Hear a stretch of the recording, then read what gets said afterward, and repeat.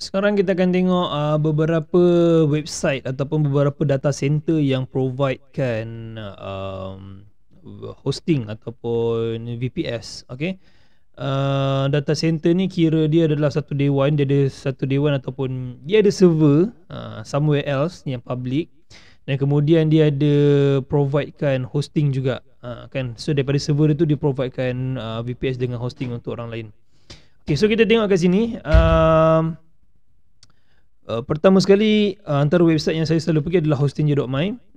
Yang ni adalah company US ataupun UK, rasa UK. Company UK tapi dia punya data center ada dekat Singapore lah. Selalunya Asia data center popular dekat Singapore, Jepun. Korea pun kurang lah, kan. Kalau China tu orang dah besar sangat lah. Tapi yang selalunya yang popular dekat-dekat Malaysia ni adalah Singapore dengan Jepun. Even though dekat Malaysia pun ada sebenarnya, dia ada data center masing-masing. Yang besar kat Malaysia adalah Exabyte, tapi saya tak pakai Exabyte lah. Ikut pengalaman saya lebih guna Hostinja. Pertama sebab dia punya harga murah, dan sebelum ni pun masa saya beli pun kita ada banyak kupon kan.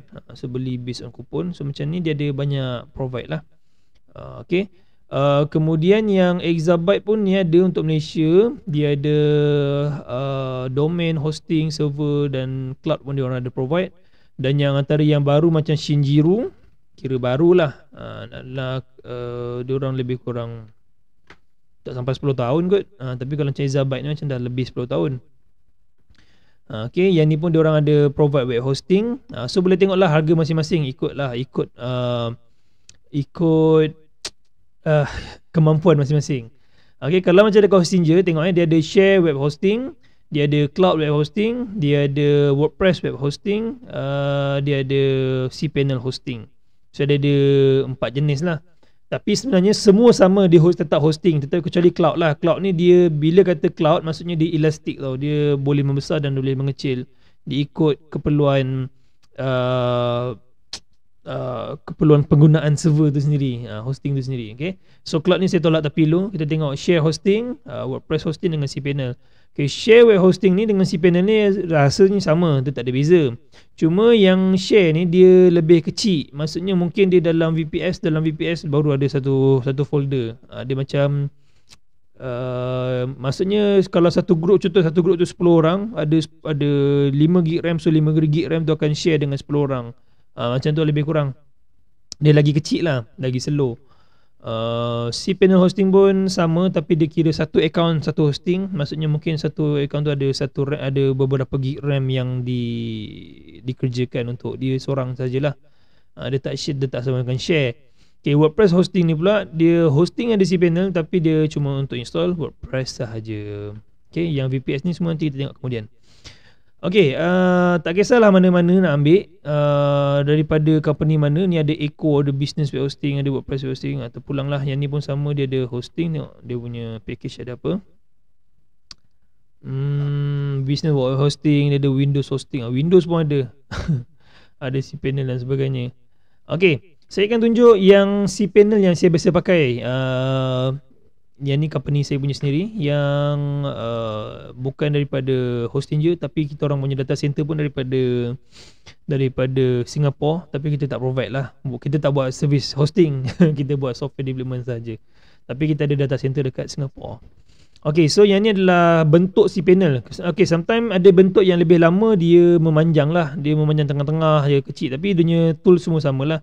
Dan cPanel ni dia ada banyak tools lain yang lebih kurang sama. Contoh macam ada Webmin, itu open source. Ada Plesk untuk Windows tak salahnya. Untuk Linux pun ada.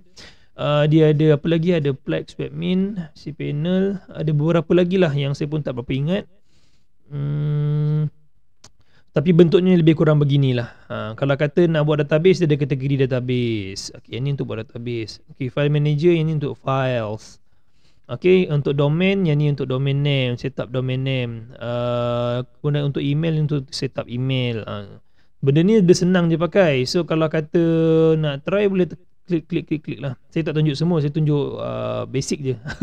Okay, yang ni dia ada advanced tools. Kalau macam ni kita ada terminal. Selalunya kalau beli hosting dia tak bagi terminal, tu kena bayar lain.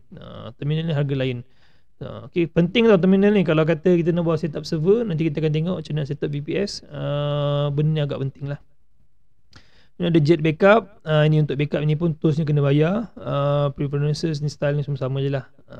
Tak ada apa. So kalau kata kita ada hosting, nak setup domain kat mana, pergi cari bahagian domains. Tekan domains. Kemudian create new domain, masukkan domain name kita. Tapi dengan syarat lah, dengan syarat domain name kita kena appoint dulu ke kita punya server. Okay, ini untuk hosting saja. So macam mana nak appoint ke domain, kita kena cari kat mana account domain. Contoh saya punya cPanel dekat company MyIntelligent, tapi yang domain name dekat Hostinger. Tu biasa tu. Kadang-kadang saya beli domain dekat Exabyte pun ada, dekat Namecheap pun ada. Dia depend lah, sebab kita nak kejarkan yang harga murah kan. So Namecheap ni dia ada banyak TLD, dia ada banyak betul TLD dia, dan harga kadang-kadang Namecheap lagi murah, kadang-kadang Hostinger lagi murah. So depend lah. Saya selalu banyak beli dekat Hostinger lah. Kerana untuk domain-domain harga RM4, RM5 kan, sajalah beli. Okay, kita tekan masuk, tengok.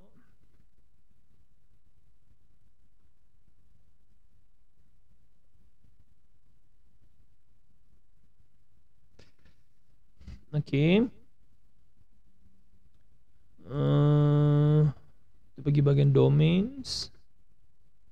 Okay, selalunya bila nak buat domain ni, dia beginilah bentuk dia. Dia ada list of domain, ada active and inactive. Okay, kemudian kita boleh klik satu. Contoh Asia Beauty ni, kita klik. So dalam dia kena set up beberapa perkara. Pertama sekali, kita nak appoint ke server mana. Kalau kata kita nak appoint pada Hostinger sendiri, maka pakai ns1dnsparking.com lah. Tapi kalau kata nak appoint kepada kita punya domain dekat server yang lain, maka saya kena masukkan name server. Ni namanya name server. Sekurang-kurangnya mesti ada 2. Depend lah, selalunya name server ni provided by data center. Contoh macam hosting saya sekarang ni, hosting saya mesti dia ada name server dia sendiri. So kena tanya provider lah, apakah name server dia. Ataupun kita nak appoint kepada Cloudflare pun boleh juga. So kalau Cloudflare, dia ada Cloudflare punya Cloudflare sendiri pun dia ada dia punya name server dia sendiri lah. Tapi Cloudflare ni dia untuk security, saya tak masuk dalam kita punya modul lah. Okay, so nak set up domain senang je, minta dia punya name server, masukkan dalam ni dua batang kat sini. Okay, lepas set up ni, kemudian dekat kita ni control panel, tambahlah domain, masukkan domain yang tadi tu masuk dalam sini. Begitulah cara dia, simple je, tak susah, senang je. Okay, itu untuk set up domain. Beli domain pun macam biasalah, boleh beli sendirilah, beli mana-mana lah beli. Kan. Okay, kemudian kalau kata macam cPanel, dia ada SSL sendiri. So kadang-kadang tak perlu buat apa, dia akan generate sendirilah. Bahagian SSL ada tak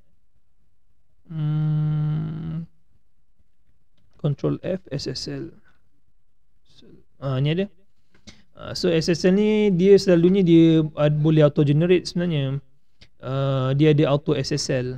So macam kita punya kerja pun dah tak banyak lah kalau nak buat pun. Nampak, kita boleh tick semua, boleh run auto SSL. Yang ni saya punya server tak run lah auto SSL sebab SSL kita beli. Kan, so kita boleh run auto SSL untuk yang free SSL. Dia akan boleh provide kan secara percuma. Okay, so yang ni untuk control panel, basic je information untuk orang yang tak pernah nampak. Kan, so jumpa video selepas ni, saya akan tunjuk macam mana nak set up VPS sikit-sikit lah. Untuk daripada VPS, daripada zero, kita dah reset VPS. Kemudian kita akan install apa-apa tools yang kita boleh pakai untuk run kita punya application. Okay, bye.